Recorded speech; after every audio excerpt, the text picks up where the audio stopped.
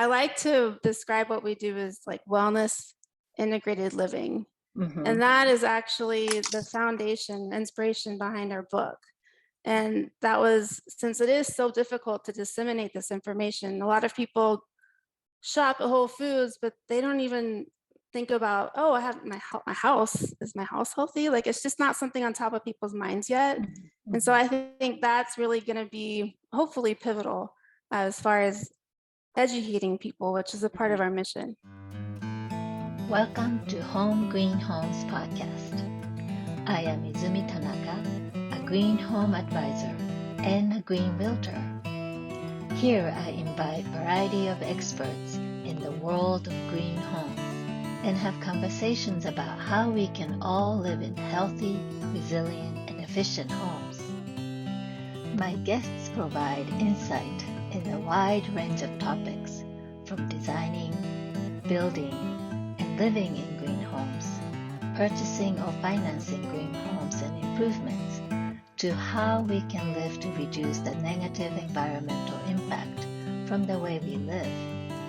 My goal is to inspire and inform you about how we can make a difference in our own lives and our environment. Hello everyone, I am Izumi Tanaka with Home Green Homes. Today I have a special guest, actually two special guests, Rusty and Jen from Austin, Texas. They are with JS2 Partners, and I'm just going to have Jen tell us the story to start with. It's a very compelling story, so I can't wait to hear about what you do and how you got here. So Jen, my understanding is that you had some story to tell how you ended up being a contractor and builder. So tell us the story, what happened to you? Okay. Definitely not what I was planning to do in my life, but sometimes things turn out much better than you'd ever expect. I was in grad school at SMU pursuing my MBA. This is about 10 years ago. And I was starting to spend a lot of time at home because I'd gone to part-time work so I could go to school. And like, I'd always been healthy. Nothing was ever wrong with me, like athletic. And suddenly I was super tired. I started losing my hair, like massive amounts of hair. I got like skin rashes. It was super hard to concentrate. It's like, what is going on with me? This is so weird.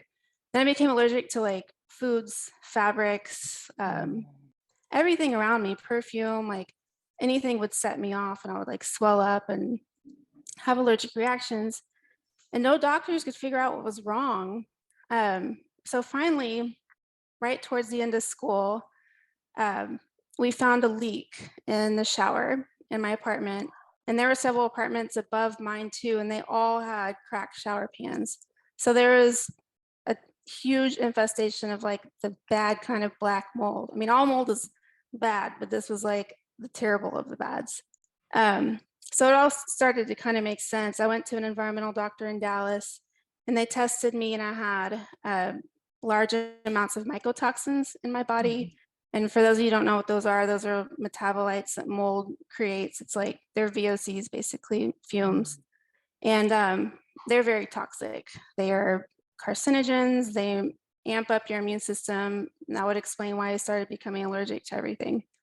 And I also found like xylene and toluene, like pesticides, things that you don't want in your body.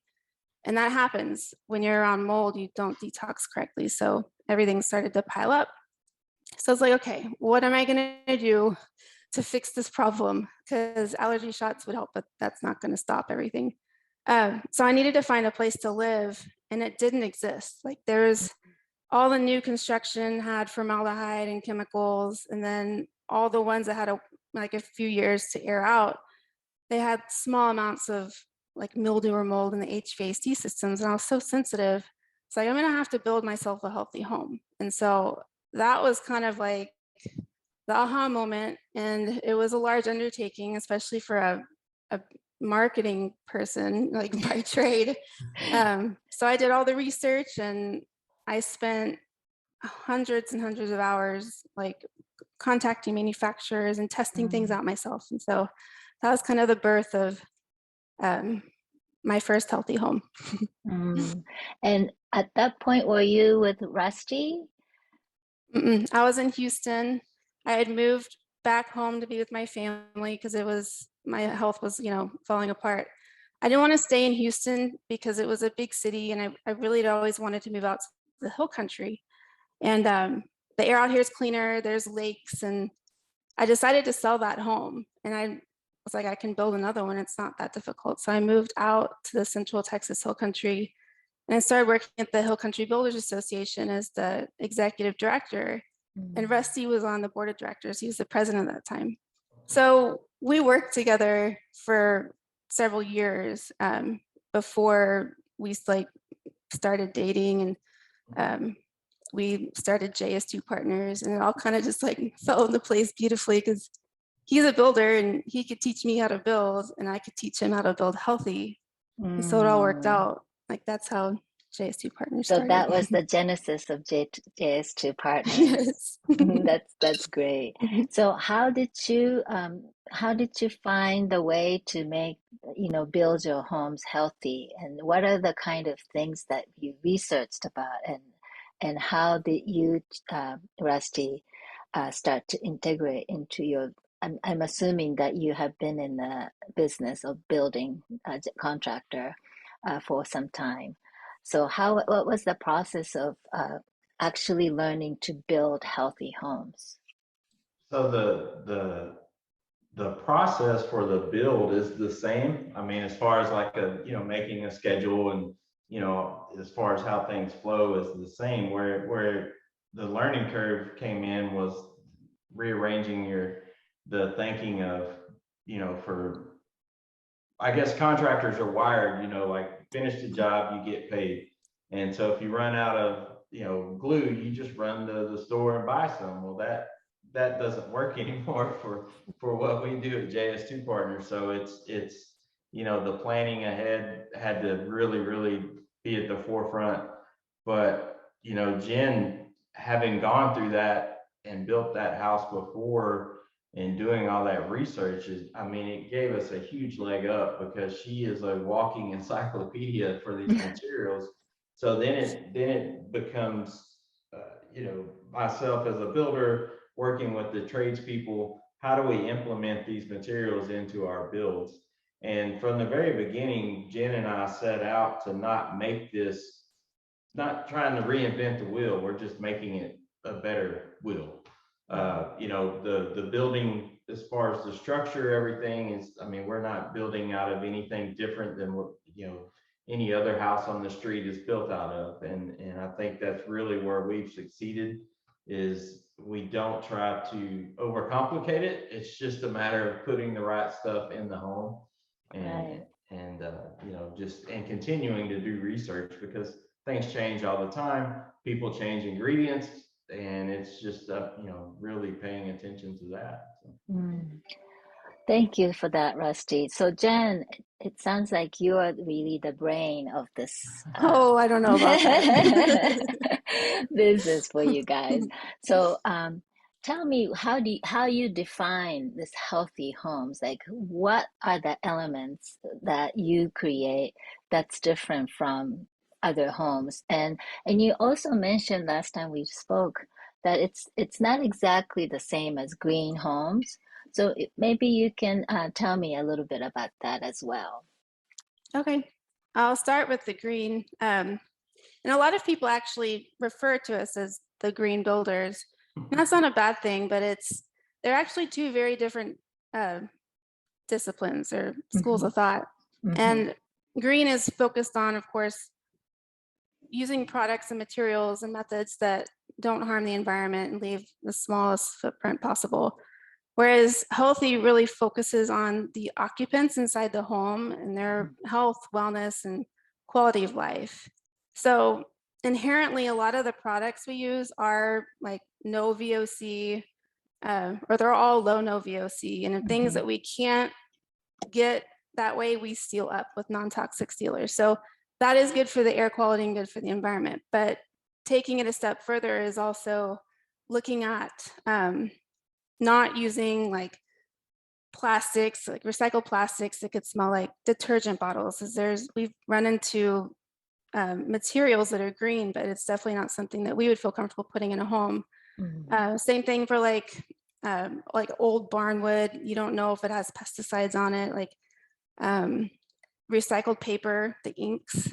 So there are certain things that we will not put inside a home that are considered green, but yeah, they're two different things. Oh, and I was also going to say that a lot of the green codes or like in energy efficiency codes that we have to, as builders, comply with, they automatically have brought over the past decade building to a very green level. And that also means that all the homes basically have to be airtight nowadays. I mean, that's just how you have to build. And as a consequence, a lot of VOCs and fumes build up in the homes. So it's definitely become like an exponential problem. I don't want to say as a result of becoming greener. The real root of the problem is, chemicals they put in the products. But so that's where you have to start, is like all the different products and materials that are used to build the home. Right. I think it's arguable actually that, green, what defines as green homes can be expanded to, a lot of the health elements that you're speaking of. And you can even, expand further, but we don't have to go there right now. I totally agree with you. Yeah, Yeah. we could talk for hours about this. Yes, Yes. exactly. This could be, a conversation that can go on for hours. But so, as JS2 partners,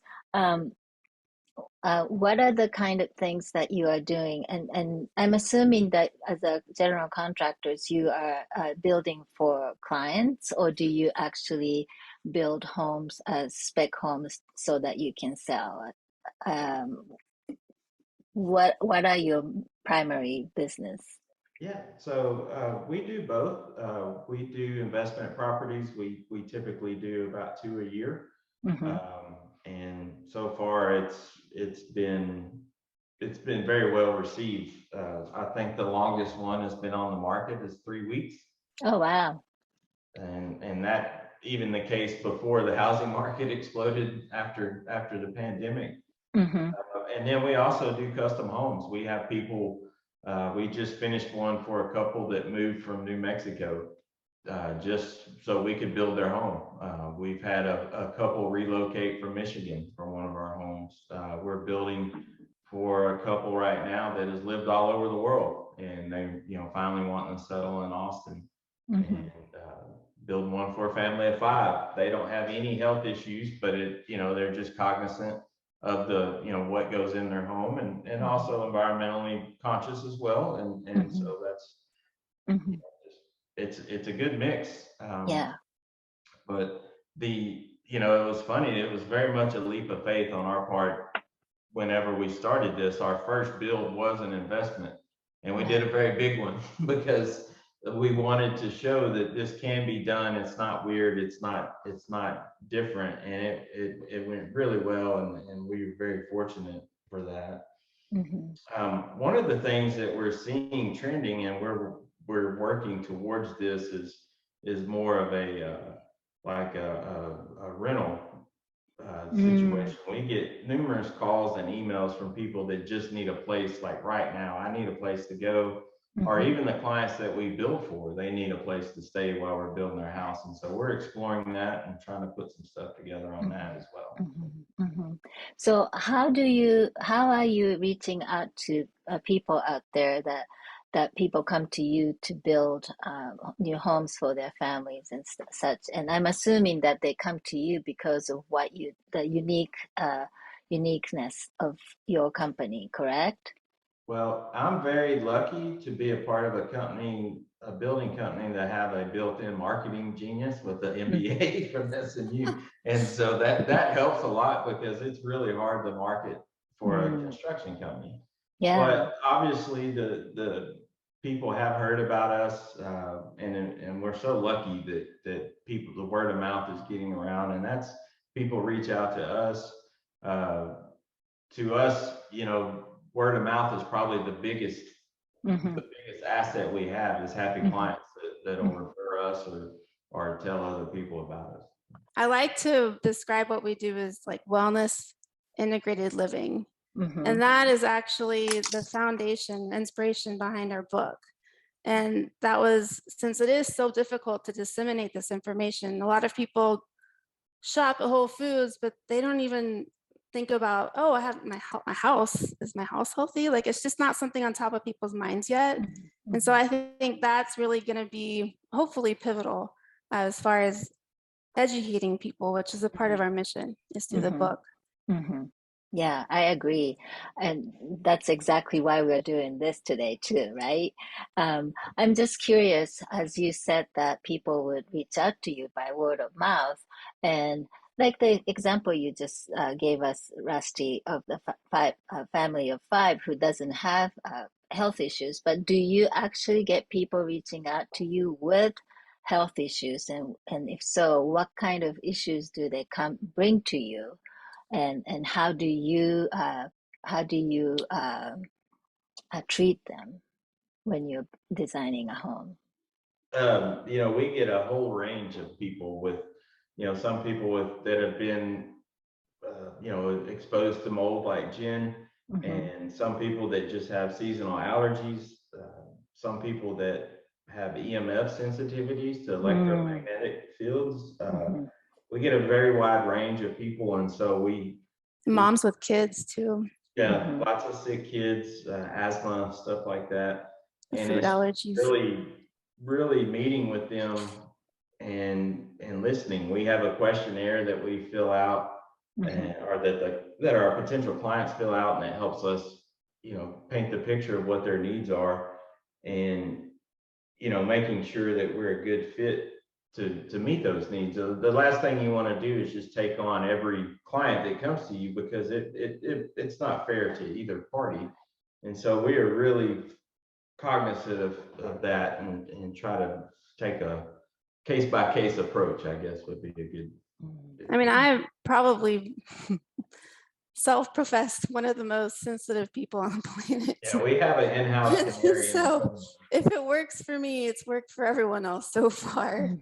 I mean, it's not, we do, of course, homes, you cater a lot of different facets of a home, but as far as the healthy aspects, they're just, every single one is as healthy as the next one. Yeah, we don't, I guess we don't go backwards. I'm trying to figure out how we would describe that. Like, all the houses are going to get the same, healthy materials that the next one would. Right. Like dehumidifiers, it's important, keep humidity down in a home. That also helps people with asthma and breathing problems. And of course, the purified air, whole home purification systems. And like I've been talking about earlier, all those materials that we spec. And then the waterproofing too, going above and beyond on waterproofing, not only like windows and doors, but your showers and your grout. And I mean, there's a lot of water inside your home too. So it's important to keep that top of mind. But all these things add up, and they even help people with, like, I think a lot of chronic illness is caused by things in our environment that we're just not really aware of. So living in a healthy home, I'm not going to say it can cure chronic illnesses, but it can only help. Yeah. So do you have any tips for anyone? Actually, they don't have to be homeowners. It could be anybody living, right? What are your tips for people to identify, or even, well, number one, identify any problems in the homes and what to do? Yeah, sure. I mean, it's easiest to start with like the biggest surfaces in your home, like your furnishings, your furniture, mattresses, or if you read some of the stuff that they put in those things, it would scare you. Air quality is a very big deal. Water purification, things like that, testing your water, and most people would go to Home Depot or something and just buy like the under sink deal. But if you take the extra step and have it tested, chances are in your town there's somebody that will design a water filter specific to your water and stuff like that. And then a big deal is any leaks or, you know, anything like that. It doesn't take long for that to get out of hand. So if you know you have a leak, addressing it, you know, because the longer it goes, the more expensive it'll get. You can paint, you know, paint is probably your walls and ceilings are the biggest surfaces in your house. And unfortunately, most of the paint from the big box stores is not what we would put in our homes that we build. And so covering that up would be a big deal.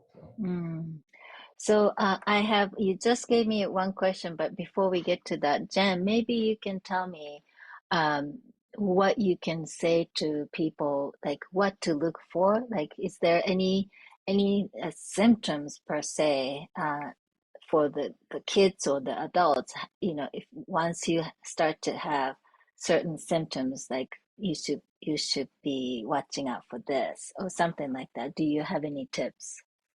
Allergies, even like the onset of seasonal allergies, a lot of these things that are not good for you inside your home, like the VOCs and chemicals, they're also known as sensitizers.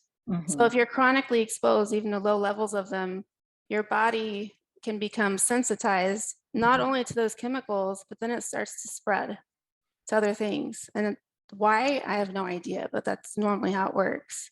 But I mean, rashes or chronic sinus infections, all those things really aren't normal. But I think a lot of people just, you know, brush them off like, oh, I've had these for so long, like it's fine. But something has caused that. And so I think really just like paying attention to, you know, your surroundings and also listen to your body. And then GI upset too. A lot of times being exposed to things that are like unhealthy in your environment can cause gluten sensitivities and things like that. Now, you had a hard time identifying what was actually wrong before Yes. you actually identified that it was the environment. I mean, at what point people can actually go down that path of finding out if the whatever that's causing their symptoms have environment related, like home environment related. I think really one of the best ways is to actually have your healthcare provider run tests on you. There's several different companies that do the mycotoxin testing, which is how to tell if you have mold in your system. Of course, you can also test your home, do the air quality tests. There's a little bit more intricacies about that, which we explain in the book. There's also tests for looking at different chemical levels in your blood. Heavy metals is another one. I had a bunch of lead in me. My dad, my whole life, and it was kind of crazy. My dad would load his shotgun shells in the play area where we were when I was little, and of course, like lead dust was everywhere. But I lived my whole life up until, you know, I got sick with mold, not even knowing. And you know, a couple years of mold is so much more serious than lead in that instance. But yeah, I think starting with running tests on yourself, your body, and then also you can do the air quality and water quality tests in your home as just as a matter of prevention, if nothing else. Yeah. Thank you. That's very helpful.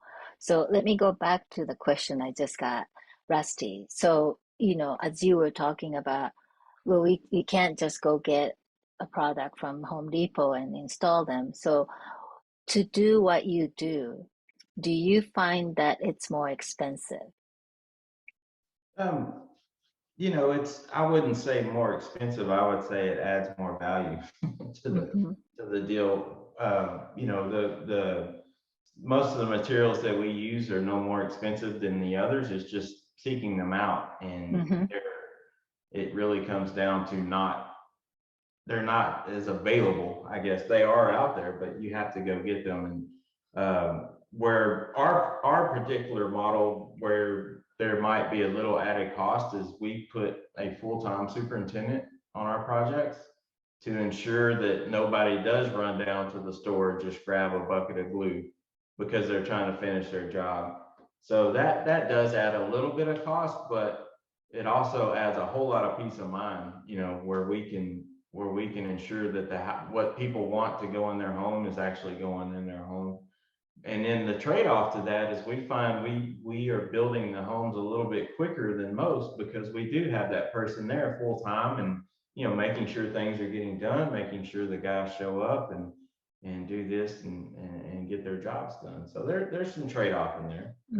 But I think We that's a also order our brilliant products idea.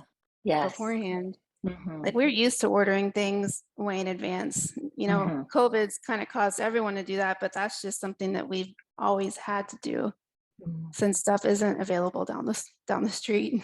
Yeah. So you have it streamlined, basically. We do now. Yeah. Yeah. It's streamlined Most days. I mean, unfortunately, it's still, once a week you'll get a call from one supplier and just to, like, hey, letting you know that this might not be available. Appliances are still kind of tricky, and stuff like that. So it's just we've tried to do very good about ordering things as quickly as possible. Yeah, that's amazing. But I think that having this full-time superintendent idea is so brilliant because it seems to be kind of a no-brainer, but I don't know that if it's very typical, I don't know why some don't do it. I come from a commercial background, and that was just kind of a requirement. And I didn't understand why we wouldn't do it in residential specifically for our type of build. It's just not something we would be comfortable not having. And I don't know why other people don't, but but it makes perfect sense, and I'm so glad that you have it all figured it out. But so you guys wrote a book, right? Well, I guess the genesis of the book is the kind of a funny story, but we were doing a project for a guy who happened to be a publisher, and we got to become friends with him and his wife, and we were just chatting one day, and I said, I feel like there's a book in here, Jen's story, what she overcame and how we turned it into something positive. And he's like, okay, go do it. And I was like, oh, wow, okay. So, Jen and I both just buckled in and kind of like our business, just bootstrapped it, but super fortunate that they gave us like the greatest editor on the face of the earth to really, really help us. And kind of a neat story, while we were going through the book, he bought a house, and so he called us for a consultation on what he should do. But yeah, it's been a cool journey, and to be able to put what we do into a book. And I feel like we've done it in such a way where it's not a technical manual, where it's more of something that you can follow along. And if you just want to paint your walls, you can go to that chapter and figure that out.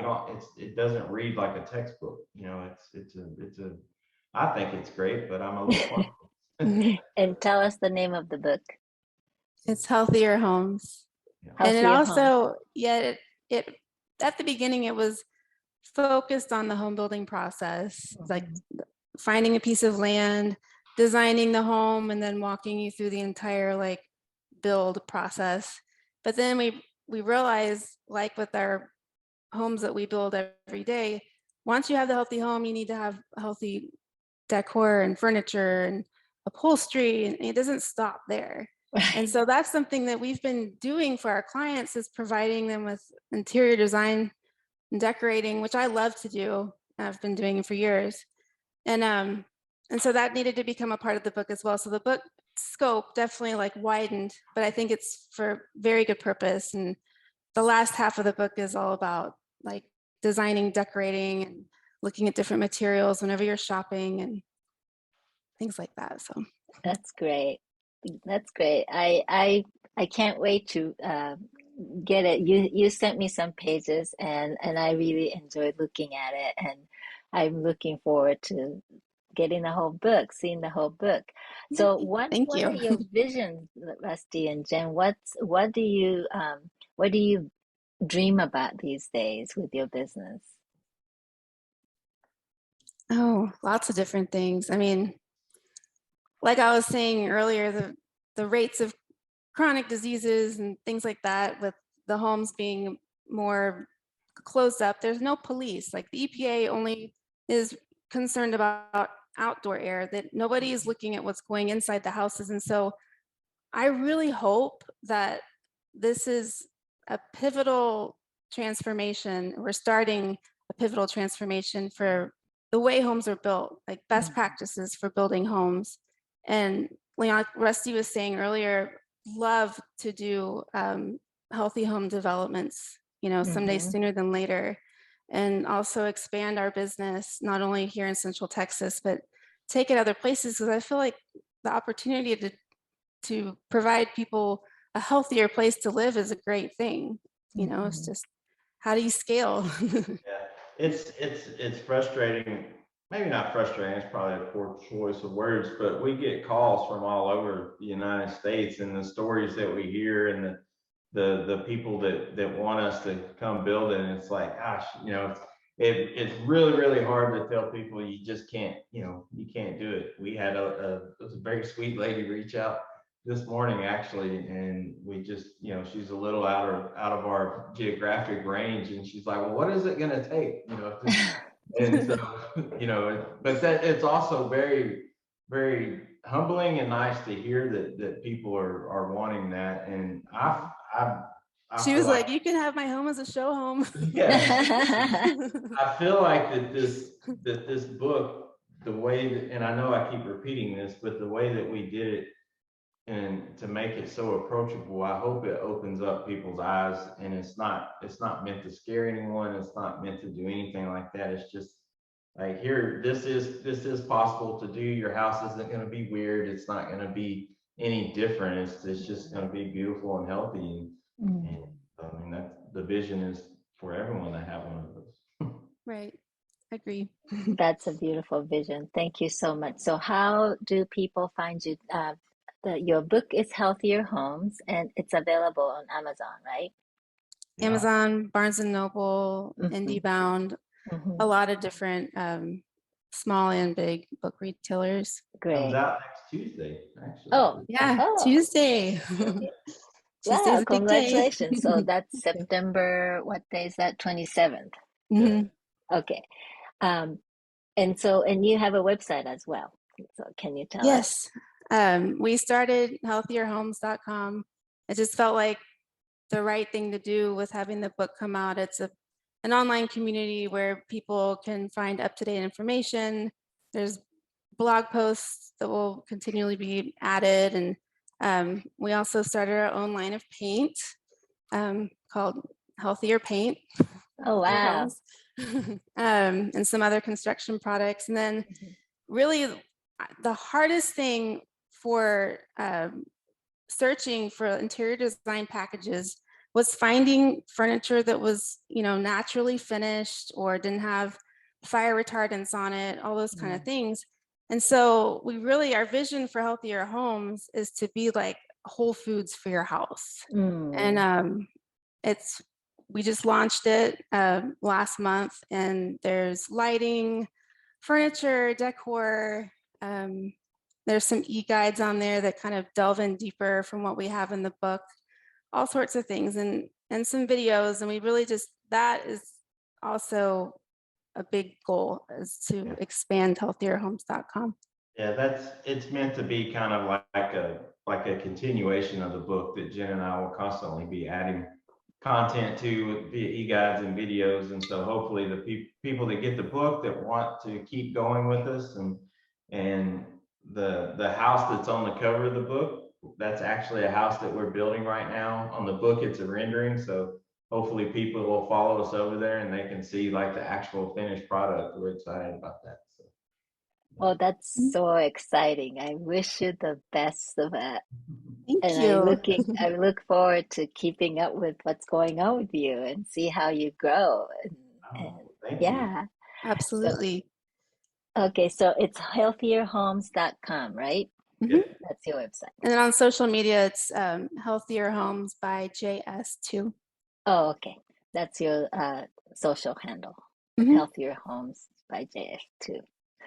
Great. Well, thank you so much, both of you, for your time. I'm really excited to have you on my podcast, and um, I really wish you the best. Thank you. Well, when you're in Austin, you need to let us know. Yes, we will. Thank Thank you you. so much. This is a pleasure. Thank you. Thank you so much. This was Izumi Tanaka with Home Green Homes.